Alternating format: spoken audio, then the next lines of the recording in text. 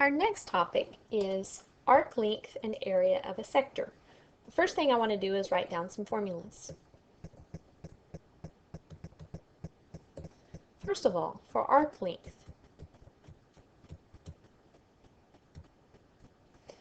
all right, to figure out the arc length is denoted by lowercase s, and the arc length is denoted by r times theta. Number 2, area of a sector.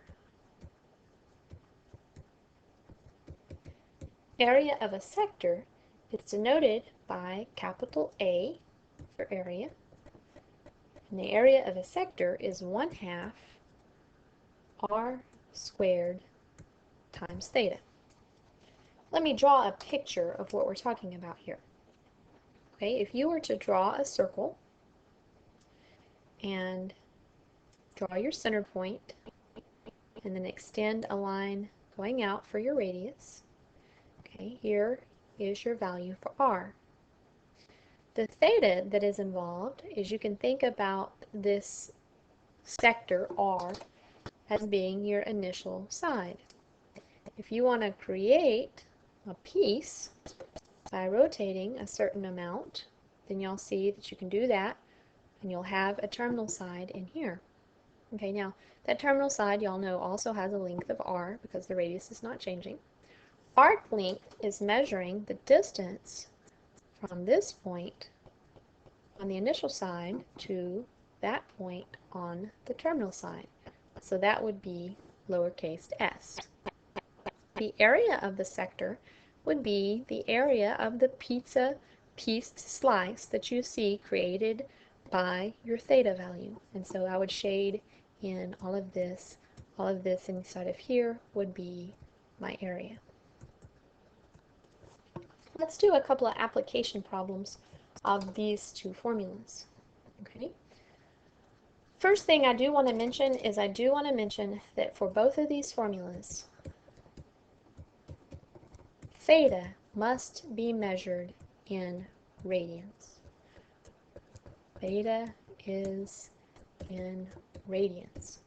And so if you have a problem that gives you a degree measure, then you need to make sure to convert that degree measure into radians while you do the problem. So for example, find the arc length if you have a circle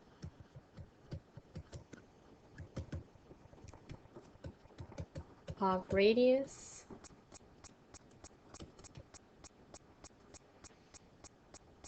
5 inches and central angle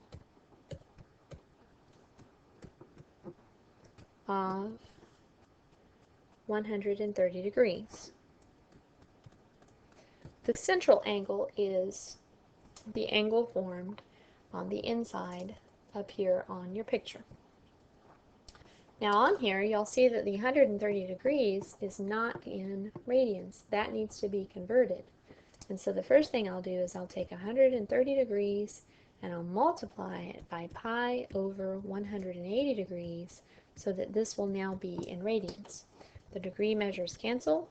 I end up with 130 over 180 pi. And if I reduce that down, then that would become 13 over 18 pi. And that's now in radians. Okay, we are asked here to find arc length. Arc length is represented by a lowercase s. The formula for arc length is r times theta. R is 5 inches. So we've got 5.